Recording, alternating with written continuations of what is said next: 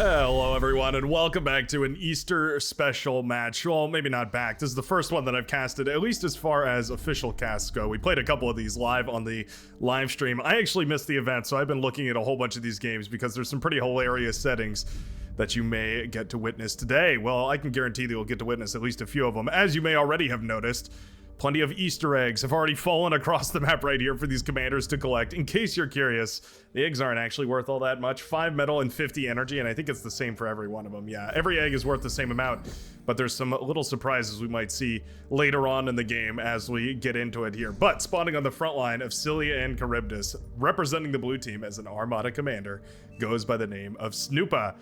47 true skill, silver chevrons, a lot of experience, going to be showing us exactly what he's got, spawning here and playing some good old-fashioned Armada bots. I'm excited to see it. Now, all the way on the other side of the map, and almost identically lined up against the blue team leader, is our red team leader, El Barto. Now, clocking in at 32 true skill, silver chevrons, though, I would say this is a little bit of a misrepresentation. El Barto is definitely a very, very strong player, and I would say probably should be up in the 40s somewhere. Not sure exactly what happened here. Sometimes those open skill values can be a little deceptive, and I happen to know for a fact that El Barto is one of the stronger players.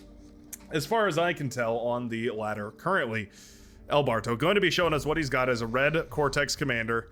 I'm excited to see it. Also going bots here, so we should be seeing some good old-fashioned fun. I think everybody's in the Easter spirit here, going to be going bots to try and reclaim as many of these eggs as possible. Let's see if we can see it. Hold on, we have to watch this res bot for a second because there's something special that happens every once in a while when you reclaim one of these.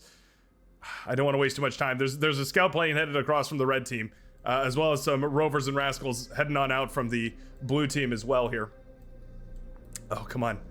I don't want to... I don't want to miss it. Where is it? It'll happen eventually. I promise you it's worth the wait here. Okay, there's too much action happening all over the place. Rovers have already made it into the backline right here. Gonna start harassing Iashi, the maroon commander here. We're also gonna send some over towards Pizel's 5, the brown commander today. We do have that nice pink army over here, the rovers. Going to be holding it down over on this side. Should be all well and good. You know, I say that. There's a tick that has already snuck through here. It's going to run out of APM shortly. And I think those rovers will eventually clean it up quite nicely. Meanwhile, a couple more ticks, though, have snuck into the backline. Yeah, and Pizel's 5 is actually in a little bit of trouble here. Tick's going to start blasting away the wind turbines, encapsulating the metal extractor. I'm impressed with how satisfying this build is, or this way of organizing the structures is, but extremely volatile, considering how weak each of these are and how explosive they are. Certainly quite risky, yeah. I don't want to spoil what happens when you start reclaiming these eggs, but as far as I can tell, it hasn't happened yet, so I'll just keep my eyes and ears out. You might notice it before I do. Oftentimes that's the case. In case you're curious, oftentimes you can check the comment section and there'll be people who post things that I miss just because there's so much action that happens around in these games. It's not like your typical 1v1. There's 8 players playing per team, so I'm liable to miss a few things here and there. Oftentimes people will catch it either vis-a-vis the minimap or just by noticing something out of the corner of their eye that I didn't.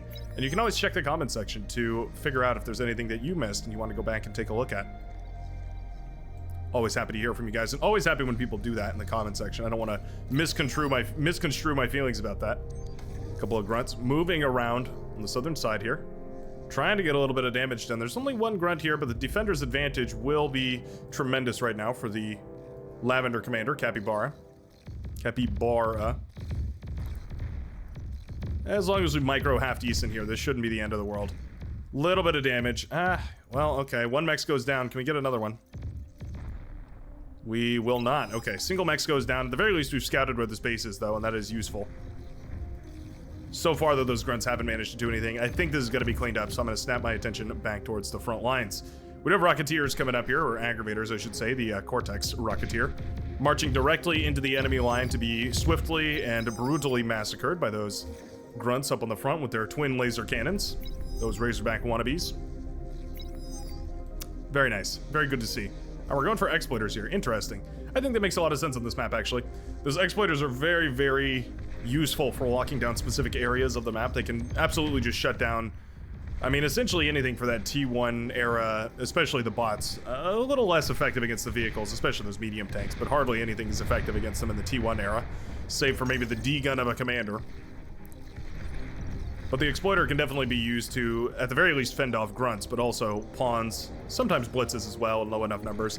I think typically the main thing that the exploiter grants you, though, is the amount of HP it has. It's extremely sturdy as far as T1 static defenses go. It means that if you accompany it with some other static defense, like some pop-up turrets or some heavy laser turrets, things like that, it can actually end up being, it can have a compounding effect, and it can actually end up being really, really useful.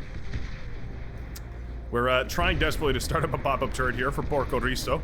Trying to, yeah, get this up and running. We're jumping the Rocketeers on top of the commander for some reason. Brutal battle right here. The scars of D-guns sent across the battlefield, carving a pathway right here for the maroon and the green commander. My goodness. What a brutal battle back and forth between these two. Still within range of each other's explosions, though. You can tell Yashi definitely wants to go for the trade. Porco Riso will move in close enough, though, to take that commander down with him, and ultimately, because Tartrazine, the green commander, is here in order to eat all this up, I think that's going to be a tremendous advantage right now for the blue team.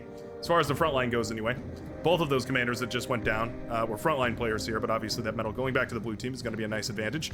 Bunch of shurikens already out here from the hot pink player, so I love to see that. Going to be helpful, at the very least. It's very easy for shurikens to find value. All they have to do is shut down pushes that aren't accompanied by anti-air. And sometimes they can even shut down pushes that are accompanied by anti-air. They're really just extremely effective. We are leaking these bots in one by one. My goodness. Can we please change the rally here? Oh, no. Tartrazine eating so much of this metal and just sending it directly back towards the red team. Snoopa trying desperately to communicate to his teammate that he's just sending Rocketeer after Rocketeer directly into the face of the red player here, feeding El Barto a whole bunch of metal. I mean, 100 or so metal per package we're going to be sending across. Yeah, 110 metal per aggravator. We're just marching him right into the base. Yeah, what is the play here? I'm a little surprised we haven't noticed that our army hasn't been growing in size. Don't get me wrong, those little micro mistakes are very easy to make. Oh, Barnek Barzi moves in for the D-gun, does take down the lightning turret. That's a nice catch right there. Those lightning turrets can be very expensive. 340 metal and 1600 energy. Not as expensive, maybe, as some of the other options in the T1, like for instance the Gauntlet or anything like that. But certainly expensive nonetheless. Okay, finally we re-queued the aggravator, so I don't know if we actually changed the queue. Yeah, we did. Okay, so we changed the queue, so finally these aggravators aren't going to be walking directly into El Barto, but man, can't help but wonder if maybe this had another 5 or so aggravators that just hadn't been sacrificed right there, what this battle would have looked like. 4 constructors on the front line here to replace the commander, going to build a lightning turret. Love to see that. We do have a little battle going on over here as well. Lasher's firing out right now, as well as a whole bunch of the, well, actually, we've got Whistlers over here for the Tan Commander as well, so it's just a good old-fashioned missile truck battle. Kind of an awkward one, really. There's that Exploiter. Look how much health this thing has. I mean, that was a whole contingent of pawns, and it just made such light work of them. It even stays standing, my goodness. What a menace. Yeah, that hurts. That hurts really bad. For Snoopa, losing all those pawns right there definitely softens up the capabilities of the front line here. Shuriken gonna jump on top of a bunch of these aggravators as well. This is exactly what I was talking about. You just send these forward when they have the slightest opportunity, and they can easily make your other units have tremendous value. For some reason, we're still sending the aggravators in. You have the commander. You go for an anti-air turret here. You just go ahead and plop a couple of these down to solve your Shuriken issue. Oddly enough, I guess moving the commander forward does mean that the tanks are going to target the commander and not the aggravators. I doubt that was intentional, but either way, it actually ended up working out better for the green commander than I think he anticipated. Managing to keep at the very least one of those aggravators alive. It's nothing much, but it is better than nothing. Huh. Interesting.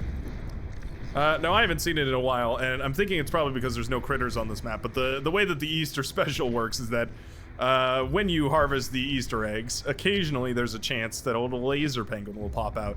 I think there's other critters that can pop out too, but I think the laser penguin is the default. I haven't seen any of this map though. I'm so disappointed. And I'm so surprised. It was fairly common when I gave it a try. Maybe you have to enable that setting specifically though. You're always more than welcome to go search the replays on the official Beyond a Reason website to filter by player name, and you can put some of these players in there. You only have to put in about 3 or 4 of them before it figures out the match that you're talking about. And you can go look at these matches yourself, and you can also check out the system configurations. I guess technically I should do that, but it does take a little bit of time to read out whatever that system looks like. It's a big old block of text, very indecipherable. If you care, though, the option is there. I also realized as I was watching one of my own videos the other night, because, yes, that's something that I do on occasion. Mostly for quality checks, but, you know, sometimes I just want to watch a good Beyond All Reason cast. And, you know, one of them will pop up every now and again. Anyways, I was watching one of the other videos and I realized it's not intuitive where the description section is either. Oftentimes I point out that my Discord, as well as a bunch of other helpful links, are down below in the description, but you have to hit that little more button underneath there. It's very well hidden. And you know, as a YouTube user as well as a content creator, it's weird to be in a duality of a position like that, but there you go. In case anybody was curious or wondered where the description section was, it's kind of hidden away now. Can't really access it very easily, but you have to hit that more button, and then there's another more button you have to hit after you hit the more button. Terrible, terrible UI design, I have to say. Not that I'm an expert in any case of the matter, but yeah, didn't feel as intuitive as I would have hoped. Anywho, back to Beyond All Reason. We do have a heavy laser tower set up over here by Snoopa. Quite nice for threatening these units backwards. It's not individually going to do any tremendous amount of damage to, say, for instance, big ball and medium tanks or even thugs or anything like that. But it is good because it means that the units of the enemy can't push very far forward, lest they be blasted apart by the green laser beam right there. We also have an agitator up and running right here. We're actually going to go for a second one. Okay, Capybara. Investing heavily on the static defense, but I guess if it's going to be able to fire away over here for a good long while, yeah, it might be able to get some value out. Yeah, there we go. I mean, it is launching directly into a big T1 army, and that splash damage can be killer. Oh, yeah, those connections are just about as juicy as you could hope for. Okay. It's rare that I give the seal of approval to an aggravator or a gauntlet, but this is one such case where I think it might actually have some merit. That, coupled with the heavy laser tower over there, is making it really difficult for this T1 army to push forward, essentially meaning we're going to need maybe twice as big of a T1 army in order to push through that efficiently, whereas normally you would obviously only need half of that army. It means the T2 transition is on the way, though, so going for that sort of static defense puts you on the clock. You know that you're going to need a T2 transition almost as quickly as you can, and indeed, Snoopa is well aware of that, and has already got a T2 lab, a forward T2 lab, mind you, up and running here, as well as a proper T2 economy in the backline, growing. Luis B. going for some advanced solar panels here on the T2 economy. Not the end of the world. Once you get those T2 metal extractors up and running, affording the advanced solar panels is quite a bit easier. They're obviously quite metal intensive. Tetrazine setting up more and more heavy laser towers. The Wardens. Not bad, but the problem with static defense is that it doesn't move very well. And oftentimes that non-moving thing can be a huge problem. You end up in a weird situation where you kill your entire enemy's army, and then you can't do anything about it. You can't capitalize, you can't counterattack, you can't really do anything about the fact that you've obliterated their army with all your static defense. And usually they trade out, you know, relatively evenly, so the static defense goes down as well as the army. Bombers coming out to bomb down the static defense. Interesting choice there. What it means is that they just have to build another army. Well, you have to invest just as much metal back into your static defense line. Ends up trading out not so well. It's one of those things you have to understand about this game. It's not balanced anything like Command & Conquer or, you know, other games with extremely powerful static defense. Static defense in this game is absolutely way weaker than units ever will be. Nice D-guns right here from Tartrazine, though. The laser towers need to get to work on that tank, but I think eventually that problem will be solved by a couple of blasts of highly lethal gamma radiation. No Hulks for today, I hope. Yeah, that'd be pretty terrifying. After I said the gamma radiation bit, I realized that'd be pretty horrifying to see a tank turn into a Hulk. It's like Transformers on steroids. Veering off the rails here a little bit, but these aggravators have continued to put in so much work here. The Fat Boy obviously contributing the most right now, but those aggravators are just a slow and steady demise here for the forces that dare to eke forward right now for the the Pink Commander and the Orange Commander. Bit of a tricky battle going on all over the place. Surprisingly diverse battle as far as the technological eras go. We have a lot of T1s still on the field, all across on the right-hand side, while we also have a full-blown T2 battle up and running over here on the left.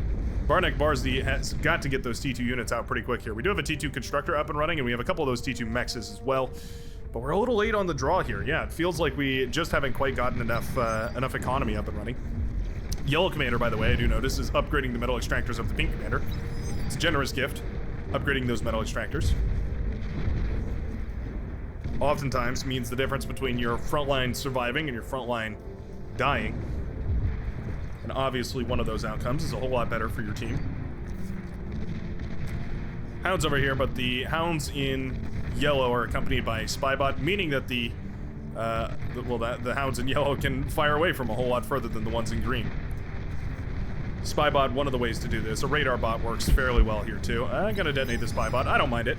Yeah, take out a whole bunch of those, well, not take out, but paralyze a whole bunch of those aggravators right here. Make them easy targets for those hounds to fire away at. We do also have a radar jammer, as well as a radar bot up and running for El Barto over here. So, for the time being, all is looking pretty well. The T1 has been traded out. Less effectively than probably we hoped for. Not the end of the world either way, though. Fat Boy marching forward. Grimold trying to hold the line here. Oh, it's a tricky hold, though. Commander is staying sneaky over here.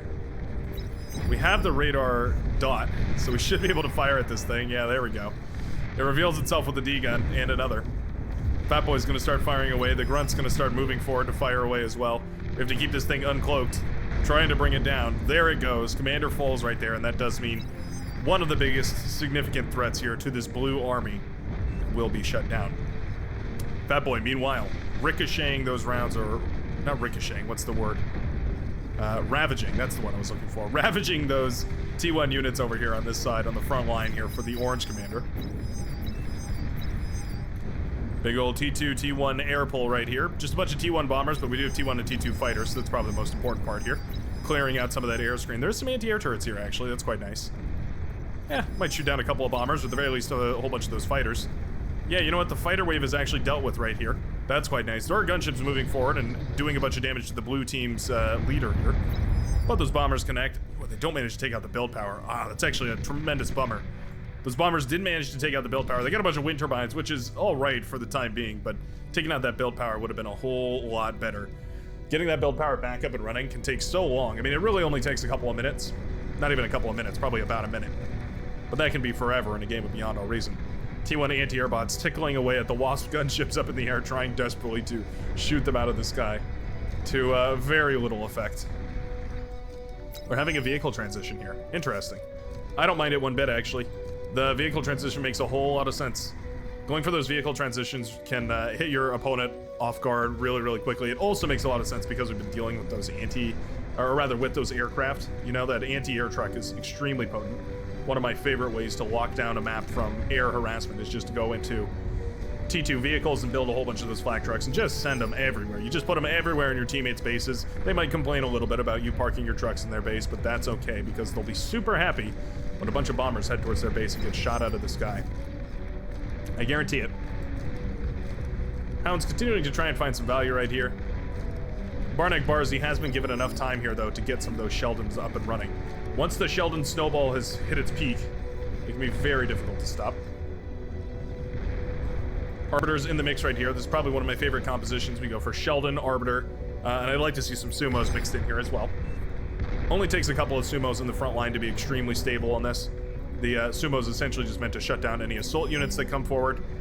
They can blast away Fiends, they can blast away Grunts, they can blast away Pawns, they can blast away Sprinters, they can blast away anything fast-moving and, well, essentially threatening to your slower-moving siege units in the backline over there. Here we go, though. The trigger is pulled.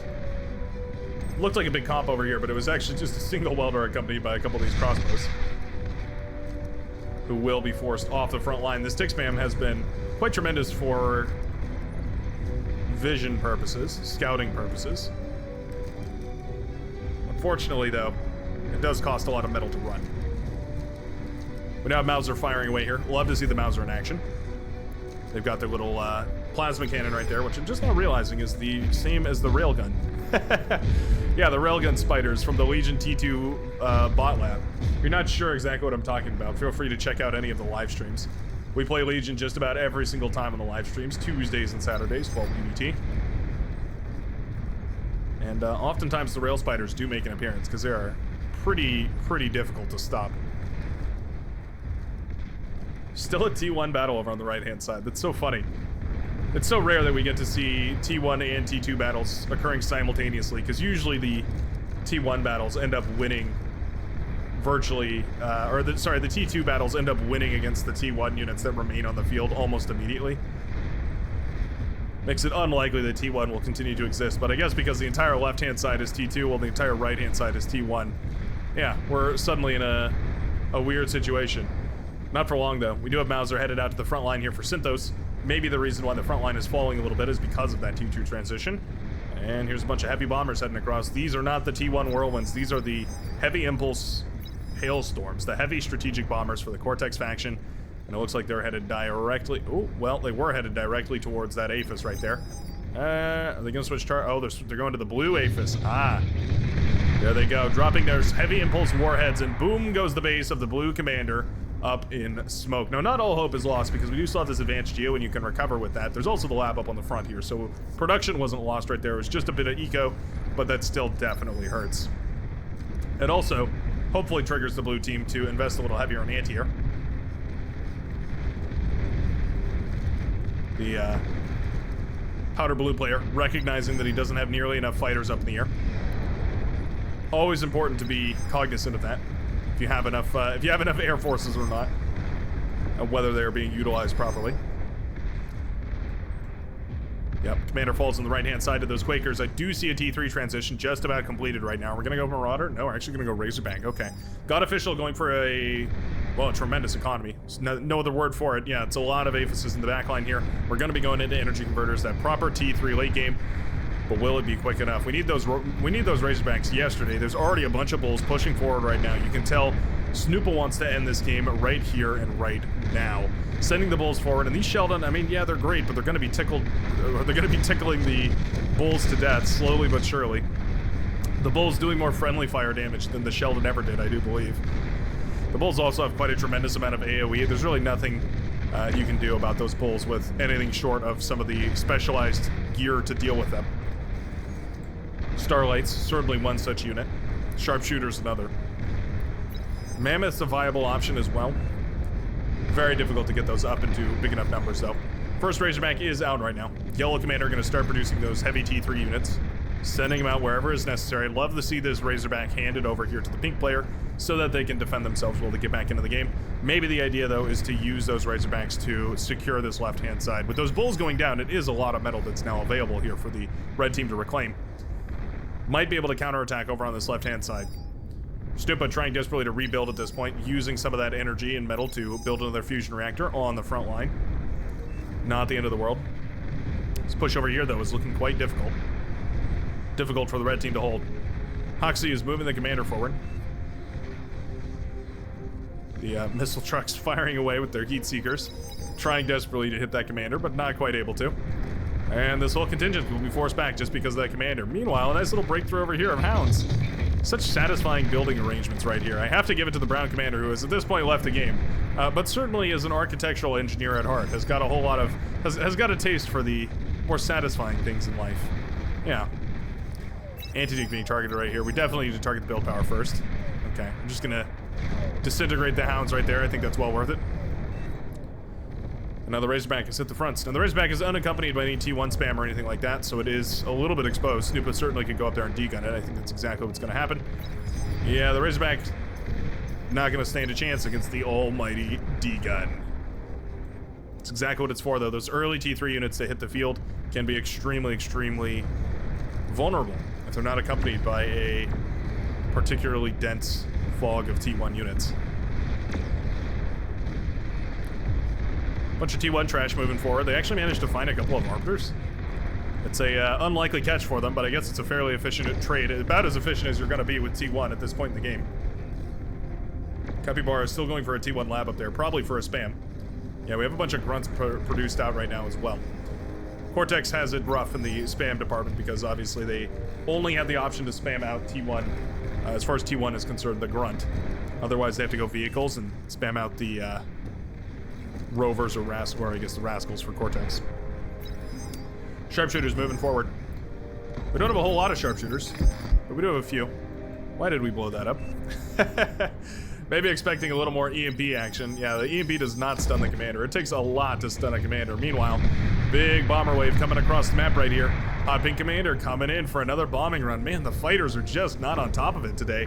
It's T1 fighters, and those just aren't going to shoot down those heavy bombers quick enough. We do have a T2 lab up and running right now, but it's a little slow on the draw. Yeah, we switched into... Oh, that's interesting. We have T2 Armada, but we have a T2 Cortex Air Lab. Interesting. I suppose, though, with the nerf to the...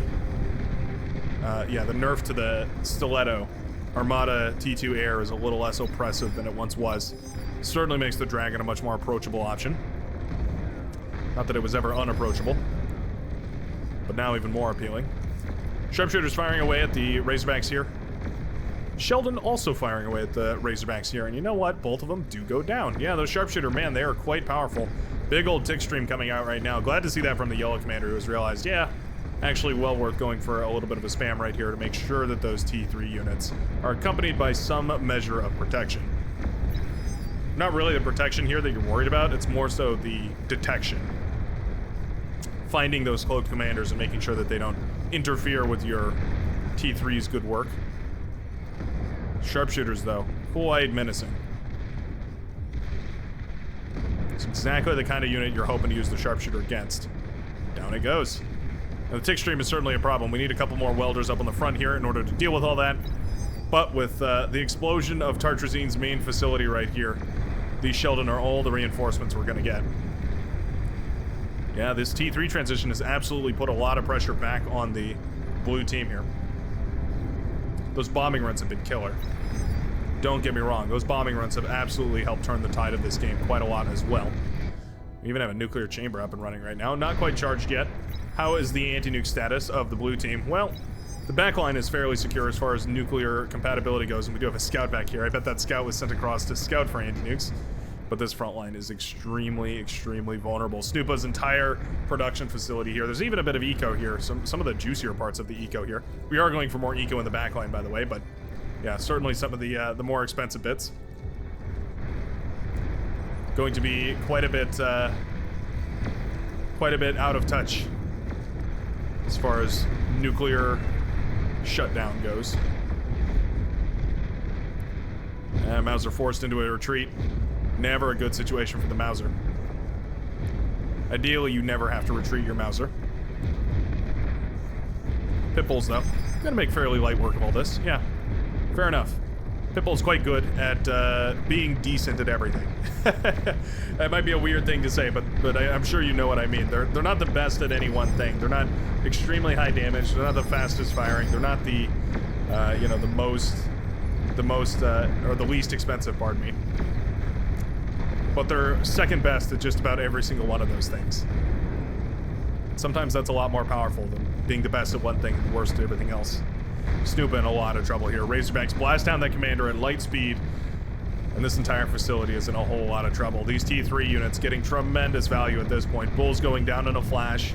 Fiends pushing into the backline right here. My goodness, God Official is having a blast. Tearing through this base right here with these T3 units, ravaging all the forces that remain right now for the blue commander. No production backing up and online in the backline here.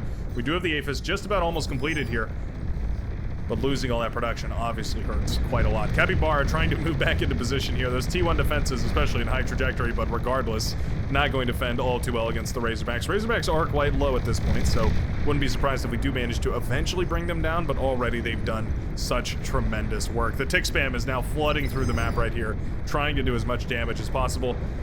We do have LLTs set up here. That's the right response. Oftentimes we'll see people put up scorpion batteries or plasma turrets or just all manner of things, but the humble LLT is the most effective counter to the tick spam. The Razorbacks, however, yeah, those are going to be a little bit tougher to deal with. APHIS just completed right as the build power pops. That is a tragedy, certainly.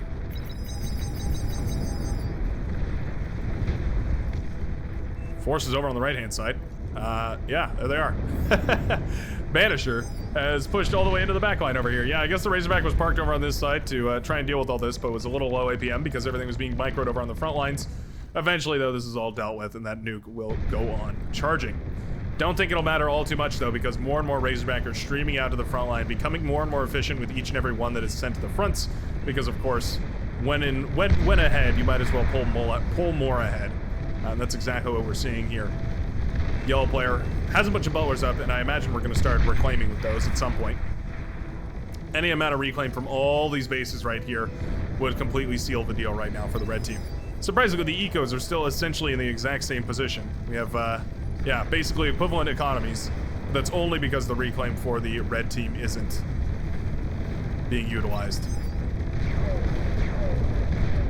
Big bull push up on the northern side. Trying desperately to do some damage, but that nuke is up in the air. Where are we sending it is the big question on everybody's mind. I think we're sending it right about here. Away it goes, and directly into the Lavender player's base. Boom goes the eco. The T2 lab impressively manages to survive, but it won't matter. Without the eco to support all of it, everything will begin to crumble. Slowly but surely popping the aphises, popping the energy converters, popping everything in the backline right here. Despite the economies being fairly neck and neck there, just not enough in order to deal with it all. T3 units, just too efficient, showcasing just how devastating they can be on those front lines. There's a good picture for you. Razorback, Fiends, and Ticks. Name a better duo.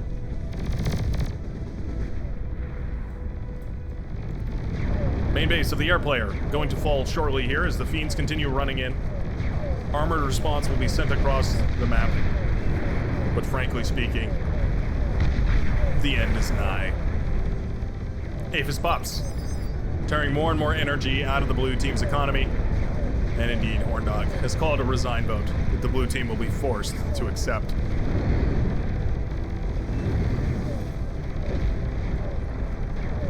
The Razorback moving forward, at this point, too efficient to deal with. Even if we had res bots picking them up, even if we did a tremendous amount of reclaim, there's no amount of efficiency here that's going to be able to save the blue team from total destruction. And there they go. Finally resigning out of the match. A hard-fought battle, but in the end, that T3 transition was more than enough to secure the victory right here. Blasting through the frontline defenses and clearing out a whole bunch of the backline economies, accompanied by some stellar bombing runs right there from the air player. What a beautiful, beautiful match from the red team. Excellently played on all sides, and I sure enjoyed it. I sure hope you did too, and I will see you in the very next match of Beyond All Reason. Give you a second to look at these graphs here. And stats.